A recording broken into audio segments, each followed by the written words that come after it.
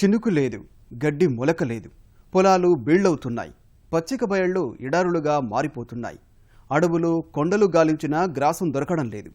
భీకర కరువు ధాటికి మూగజీవాలకి తాగునీరే కాదు, ఎండు పుల్ల కూడా లభించడం లేదు. వరుస కరువు కాటకాలతో పంటలు కోల్పోయిన రైతులకి పాడి అక్కరకు రావడం లేదు. చెరువులు ఎండి బోర్లు వట్టిపోయి భూగర్భ జలాలు పాతాళానికి పడిపోయిన నేలల్లో పశువుల పోషణ పెనుభారంగా మారింది. ప్రతికూల పరిస్థితుల్లో జీవాలని బతికించడమే సవాలుగా పరిణమించింది. మూగజీవాల మౌనరోదన చూడలేని రైతులు బిడ్డల్లా పెంచిన గొడ్లని సంతలకి తోలుతున్నారు. అనంతపురం జిల్లాలో నెలకొన్న తీవ్ర దుర్భిక్షం కారణంగా పాడి గాడి తప్పి పాల సేకరణ కుంటుపడింది.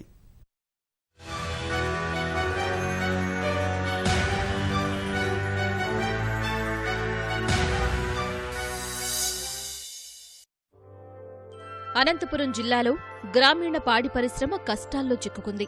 తీవ్ర వర్షాభావం, వరుస కరువులతో గ్రామాల్లో గడ్డిపుల్ల కూడా దొరక్క పాలిచ్చే పశువులను రైతులు కబేళ్లాలకు తరలిస్తున్నారు. కుటుంబ పోషణ కోసం వేల రూపాయలు అప్పుచేసి కొనుగోలు చేసిన బిడ్డల్లాంటి పాడిగేదెలు, ఆవులను పోషించలేక సంతకు తీసుకెళ్లి విక్రయిస్తున్నారు. పశుగ్రాసం కోసం అడవుల వెంట తిరిగినా మోపు గడ్డి కూడా లభించటం లేదు. ఖరీఫ్, రబీ సీజన్లలో వేరుశెనగ పంట కరువు కాటుకు గురై తుడిచిపెట్టుకుపోవడంతో గ్రాసం లేక జీవాలు అల్లాడిపోతున్నాయి.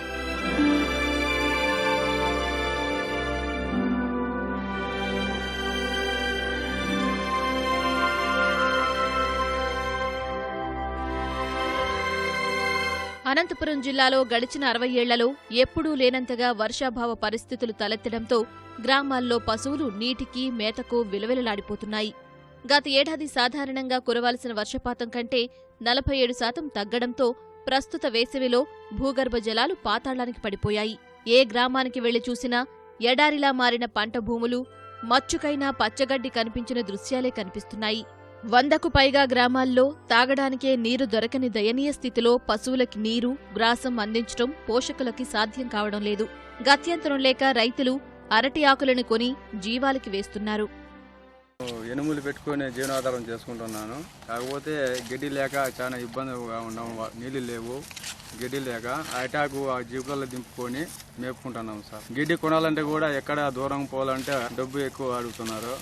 కానీ బాడీలు ఎక్కువ ఇదే చేసుకొని గడ్డి ఆకు మేపుకుంటున్నాం సార్. అటాకు అరటి వమ్మలు కాయలు ఉంటాయి వమ్మలు సార్. అవి దగ్గర మిగిలిపోయిన ఆకు ఉంటే చాలా ఉంటే ఎత్తపోతాము, లేకుంటే ఏదో కొంచెం కొద్ది గడ్డి వరిగడ్డి ఉండేది కొద్దిగా అట్లా వేసుకుంటాం సార్. అంతే, అది కూడా లేదు ఇప్పటికి. ఈ ప్రభుత్వం కూడా ఏమి సాయం చేస్తా ఉంటాను కానీ ఇక్కడేమీ గడ్డి పెట్టడం లేదు, ఇవ్వడం లేదు గడ్డి కూడా ఇక్కడ. 4-5 ఏళ్లుగా అనంత రైతులకి పంటలపై పైసా ఆదాయం రావడం లేదు.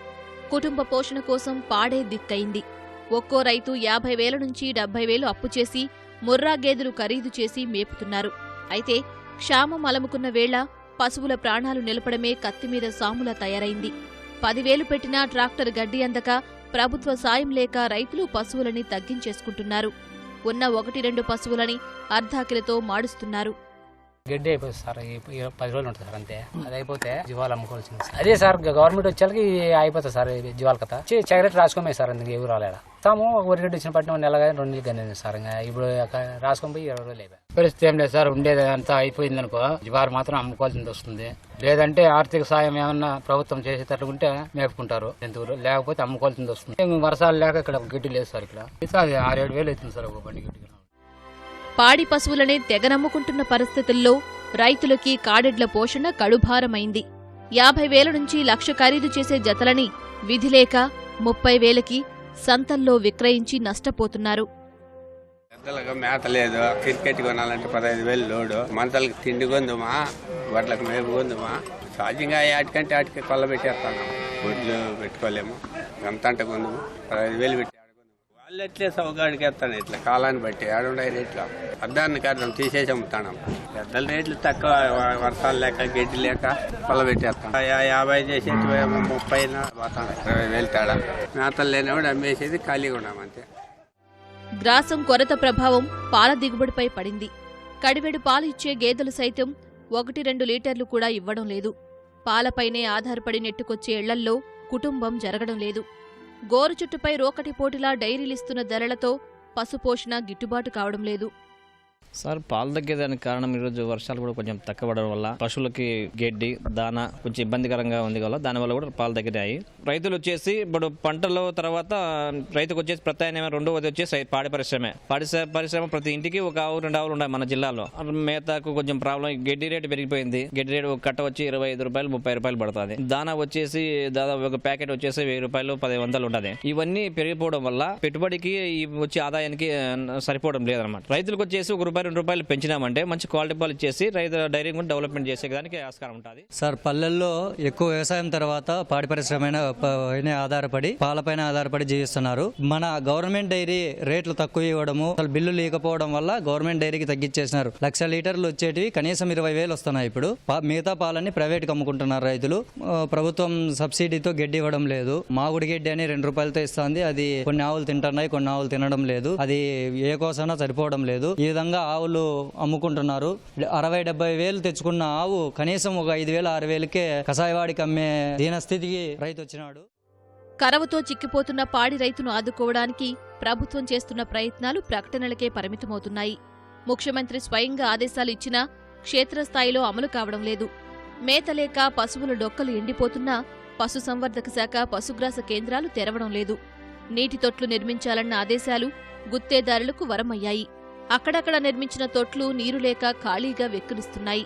అటు పశుసంవర్ధక శాఖ అధికారులు మాత్రం రైతులకి అవసరమైన గ్రాసాన్ని సరఫరా చేస్తున్నామంటున్నారు. ప్రతి రైతుకి 480 కేజీలు ఇస్తున్నామండి. 4 పశువులకి 2 నెలలకి ఒక్కొక్క పశువుకి 120 కేజీలు ఇస్తున్నాము. మార్నింగ్ కేజీ, ఈవినింగ్ కేజీ చొప్పున 120 కేజీస్ ఇస్తే ఒక యానిమల్ కి 2 months వస్తుంది. సైలేజ్ మాత్రం ఒక్కొక్క పశువుకి 900 కేజీలు ఇస్తున్నాము. ఒక్కొక్క రైతుకి 3,600 కేజీలు ఇస్తున్నాము.